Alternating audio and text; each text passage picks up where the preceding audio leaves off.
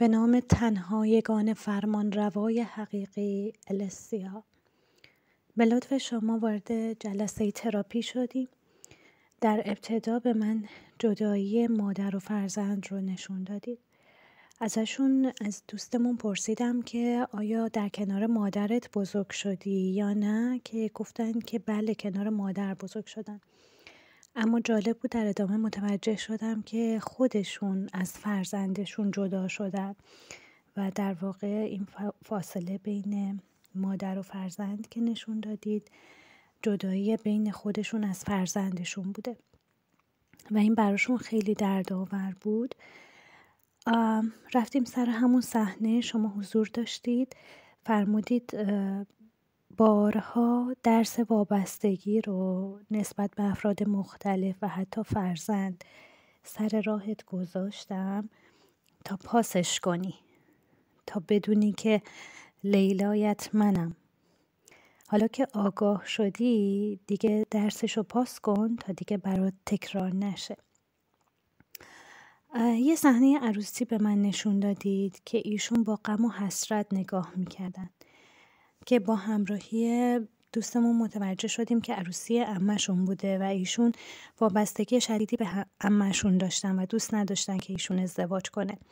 هنوز هم رنج این قضیه همراهشون بود که به لطف شما رفتیم سر صحنه عروسی و این دوستمون خودشون هم خیلی میتونستن خاطرات رو قشنگ جایگزین کنن و در این زمینه کاملا خیلی خوب همراهی میکردن و ایشون با رضایت قلبی مثل یک مادر که فرزندش رو میفرسته خونه بخت دست عروس و داماد رو تو دست هم گذاشتن و رشته های انرژیکی میون خودشون و این خاطره رو قطع کردن.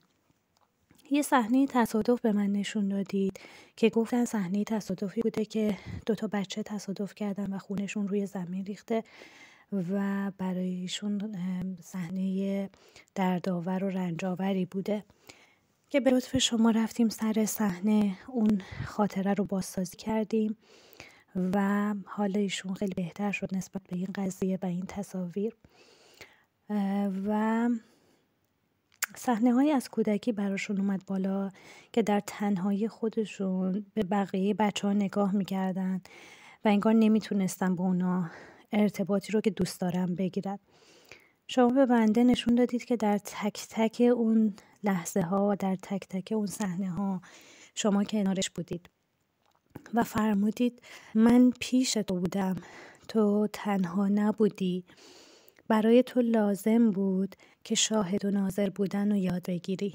تو هر چقدر که سکوت کنی و نگاه کنی بیشتر یاد میگیری و این برای زندگی تو لازم بود که نگاه کنی و خیلی چیزا رو یاد بگیری تا اینکه صحبت کنی و آموزش نبینی. این دوست عزیزمون ترس از دست دادن داشتن و این باعث شده بود بارها این درس رو تجربه کنن. شما فرمودید در هر رابطه‌ای، این خیلی جالب بود این نکته‌ای که جاری فرمودید در هر رابطه‌ای شما روی هر چیز یا شخصی توجه و تمرکز بذاری به اون انرژی میدی و اون رو قدرتمند میکنی. توجه و تمرکزت رو بذار روی خودت، روی دوست داشتن خودت، توجه به خواسته های کودک درون خودت و خودت رو اولویت قرار بده تا قدرت و فرمون یه رابطه دست خودت باشه. در واقع به من نشون دادید برای اینکه کسانی که دوستشون داره و دوست داره کنارش بمونن این اتفاق براش بیفته باید خودش رو تغییر بده و تمرکز و اولویت رو بذار روی خودش و به خودش عشق بده. اون وقت دنیای اطراف هم براش تغییر میکنن.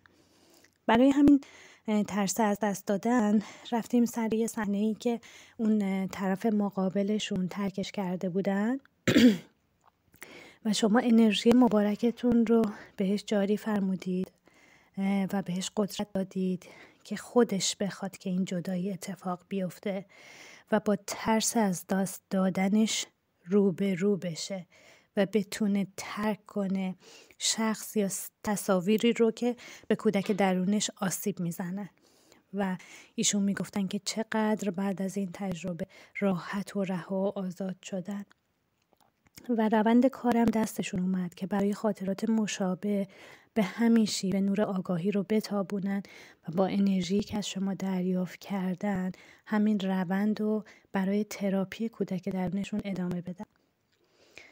یک صحنه من ایشونو دیدم که در اتاق تاریکی شمع روشن کردن و خیلی مغموم و ناراحت به نور شمع نگاه میکردن، خیلی احساس تنهایی و ناتوانی میکردن که خودشون هم این صحنه رو یادشون اومد.